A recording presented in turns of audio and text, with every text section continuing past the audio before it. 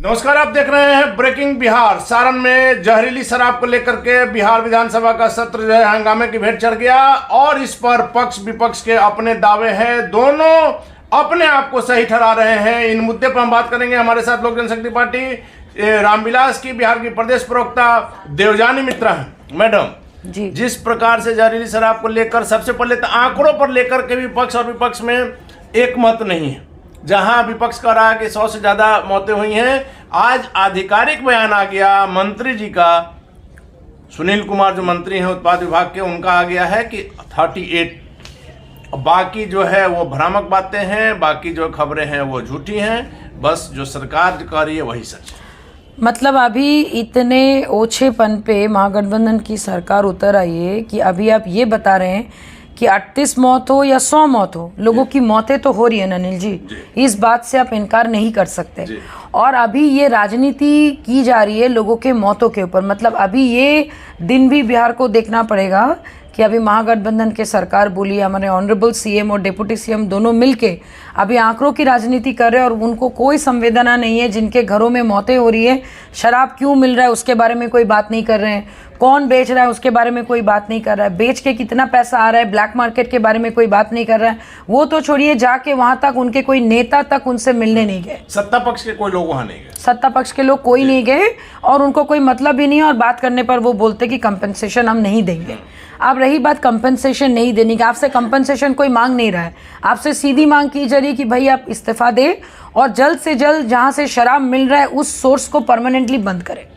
Madam, मुआवजे की जहां तक बात है, आज सदन से बाहर निकल करके सम्राट चौधरी ने प्रमाण के साथ दिखा दिया है कि किस प्रकार से 2016 में गोपालगंज में 12 लोगों की मौत हुई थी, सरकार ने मुआवजा दिया था, और 17 में भी 4 लोगों को 4-4 लाख रुपए का मुआवजा दिया गया था। तो सरकार की ही बातों में अंतर नजर आ रहा है। देखिए, सरकार की बातों में अभी अंतर आने का 2 रीजन है। एक तो पहली बात कि पहले जब नीतीश कुमार जी एनडीए के साथ थे तो उनको लगा था कि भाई सारी चीज़ें अच्छी जाएगी, फिर बीच में कुछ मतभेद हुआ, अंदर में पता नहीं उनके क्या खिटपिट हुई, फिर वो उछल के अपने कुर्सी के लिए वो इधर आ गए। अब उनको लग रहा है कि भाई विपक्ष के दल अब उनके ऊपर हावी हो रहे हैं, शराबबंदी को लेकर जनता में आक्रोश है, महिलाएं उनके खिलाफ जा रही है, तो कहीं ना कहीं अभी आक्रोश में वो बौखलाहट में क्या करेंगे नहीं करेंगे उनकी स्थिति हम सब देख ही रहे हैं सदन में। लेकिन मुख्यमंत्री जी तो कह रहे हैं कि महिलाओं के कहने पर हमने इसे लागू किया। अरे भाई, तो अपने महिलाओं के कहने पर लागू तो क्या, लेकिन महिलाओं के घर में जो लोग घरेलू हिंसा की वजह से आपने किया था, घरेलू हिंसा के लायक अपने आदमियों को छोड़ा कहाँ, वो तो मर जा रहे हैं। और सबसे बड़ी बात अनिल जी, और एक चीज आप बताइए, यूपी में शराबबंदी नहीं है, बाकी बहुत सारे ऐसे स्टेट है, बंगाल बोलिए, साउथ ईस्ट, कहीं पे भी नहीं है। तो वहां पे क्या आपका क्या कहते हैं, आपका डोमेस्टिक वायलेंस नहीं है। और अगर आप देखिएगा पैंडेमिक में सबसे ज्यादा नंबर 1 में अगर कोई कंट्री था वो था इंडिया डोमेस्टिक वायलेंस के ऊपर। तो इसको आप शराबबंदी से आप कैसे आप इसको रिलेट कर सकते हैं? आप इसको नहीं कर सकते ना रिलेट। मैडम, चिराग पासवान ने ही जो बातें कही कि चलिए मौतें हुई, शराब बिकी, ये तय है, लेकिन जिसने बेचा, जो पिएगा वो मरेगा। देखिए, जो मुख्यमंत्री जी ने कहा कि जो पिएगा वो मरेगा, बिल्कुल, लेकिन बिल्कुल, जो बेचेगा उसका क्या होगा? वही तो बोल रहे हैं कि जो पिएगा वो मरेगा और जो बेचेगा वो मौज करेगा। अगर ऐसी बात है तो हमें ऐसा सरकार नहीं चाहिए। और सबसे बड़ी बात, वो घुमा फिरा कर वो आंकड़ों की राजनीति करे, 100, 38, 60, 50। भैया आप ये बात बताओ ना कि शराब आया कहाँ से? वहां पे लोगों ने, यही है कि शराब आया कहाँ से, वो बना कौन रहा? और आप एक बात बताइए, लोगों को जिनको लत लगी है उनको आप एडुकेट नहीं करेंगे, उनको आप बताएंगे नहीं कि भाई ये जो शराब है इसमें जहर है, तब लोग नहीं पियेंगे। लेकिन सबसे बड़ी बात, वहां पे शराब मिल कैसे रहा है? आप उस चीज पे जड़ तक जा ही नहीं रहे हो, क्योंकि आपको भी पता है बिना आपके सपोर्ट सिस्टम का, बिना आपके एडमिनिस्ट्रेशन का सपोर्ट सिस्टम का चीजें नहीं हो सकती। 2 थानाध्यक्ष मसरक और ईसुआपुर, उन पर कार्रवाई हुई, 1-2 चौकीदार पर कार्रवाई हुई है, देखिए कुछ लोग पकड़े गए हैं, मेन बड़े लोग अभी भी सामने। एग्जैक्टली, आप चौकीदार या उस थाने का एसआई को पकड़ के आप आई वॉश करेंगे, देखो देखो मैंने पकड़ा, तो भैया उनको हिम्मत कौन दी? एक एसआई या फिर चौकीदार में इतनी हिम्मत नहीं होगी कि जहर बनाइएगा, क्या कहते हैं, आपका जहरीली शराब होगा, फिर वो पिएगा, लोग मरेगा। तो मतलब आप पूरा टिकरा जो है आप उन तबकों का, आप उन क्या कहते हैं एम्प्लॉयज के ऊपर फोड़ना चाहते जिनके पास, जिनके हाथ में कुछ है ही नहीं, उनके ऊपर कौन है उसके बारे में बात ही नहीं हो रही है। लेकिन मैडम, इसमें एक बात और जो निकल कर आ रही है, लोगों का भी करना है कि बीजेपी अभी जितना आक्रामक है, आपने देखा होगा बीजेपी का मुख्यमंत्री जी के साथ कई दशक का संबंध है जी। आज जब सत्ता से बाहर हो गई बीजेपी तो उसको भी जनता की बिहार की चिंता नजर आ रही है। जितना हंगामा सदन में हो रहा है, सारा सदन का जो 5 दिन का जो कार्यकाल था, 5 दिन का जो सत्र था, हंगामे की भेंट चढ़ गया।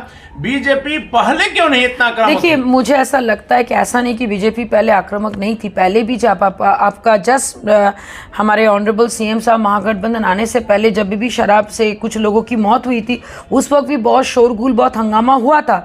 लेकिन क्या होता ना, अच्छा एक मौत हुई, चलो कोई बात नहीं, 2 मौत हुई तो लोगों ने बलि पे बलि चढ़ते गए। लोगों को लगा कि ये चीजें कभी सामने नहीं आएगी, और अभी ये वोल्केनो की तरफ उठ रहा है, क्योंकि अभी चारों तरफ शराब अंदर में आ गया। लेकिन आपने देखा होगा मैडम कि 16 में लागू हुआ, छिटपुट घटनाएं लगातार हुई, लेकिन 2020 के बाद और अभी आप 22 में हैं, जितनी मौतें हुई हैं अगर आप आंकड़ा उठाकर देखिएगा तो 4 सालों से ज्यादा इन 2 सालों में हुई है। वही बात है, क्योंकि देखिए कहीं ना कहीं, देखिए जब आप किसी को जिम्मेदारी देते हैं और अगर आपने नीतियां अपनाए हैं, हमारे ऑनरेबल सीएम के ऊपर इतना आक्रोश इसलिए कि नीतियां आपने अपनाने दी। आप कौन से सरकार में हो वो लोग नहीं दे रहे, लोग देख रहे कि छवि आप है, क्योंकि आप ही बार बार बोले हो कि भाई बहुएं बेटियां करे पुकार, शराब मुक्त हो बिहार, जो पिएगा वो मरे। ये सारे स्टेटमेंट आप ही के मुंह से आ रहे, और आपके लोगों से, आपके नेताओं से पूछने से वो ये बताते हैं कि ट्रैफिक रूल ब्रेक करोगे तो मौत होगी। तो भाई ट्रैफिक रूल के बारे में शिक्षा हमें स्कूल में मिली थी, यहाँ पे किसी को पता थोड़ी ना था कि आपने नीतियां अपनाया, आपने पेन एंड पेपर में चीजों को किया, लेकिन आपने जमीनी स्तर पे नहीं उतरा, क्योंकि आपने लोगों को एडुकेट नहीं किया, कि लोगों को एडुकेशन ही नहीं है कि भाई शराब यहाँ पे पीना मना है, तो अगर ये शराब मिल रहा है, अवैध शराब मिल रहा है तो गलत है। मैडम, जिस बिहार में स्कूलों की, सरकारी स्कूलों की जो स्थिति है आपने देखा जी, होगा, जी। हम कई जगह गए हैं और दिखाए हैं कि 5-5, 6-6 तक के क्लास 2 रूम में चल रहे हैं। वैसे में आप शराब को लेकर के शिक्षा की बात एग्जैक्टली मैं वही बोल रही हूँ कि अगर आप एडुकेशन की बात करते हैं तो प्राइमरी, सेकेंडरी, कॉलेज, कहीं पे भी कोई चीजें सही नहीं। तो फेलियर सिर्फ शराबबंदी नहीं है, फेलियर बहुत तरीके से।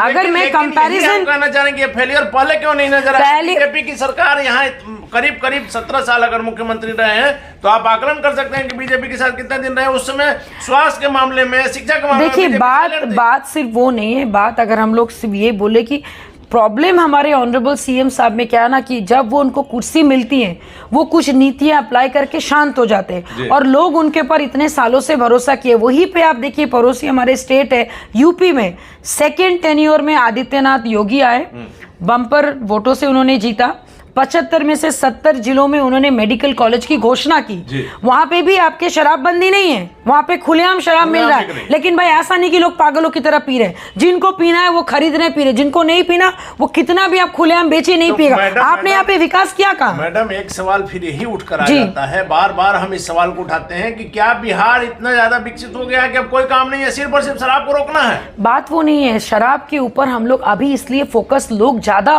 जागरूक हो गए या फिर लोगों के मन में बहुत हर्ट हुआ क्योंकि एक साथ इतनी मौतें, और खबरें तो यहां तक भी है कि जहां पे छपरा में जो डेथ हुई है वो 100 नहीं 300 लोगों ने शराब पी थी।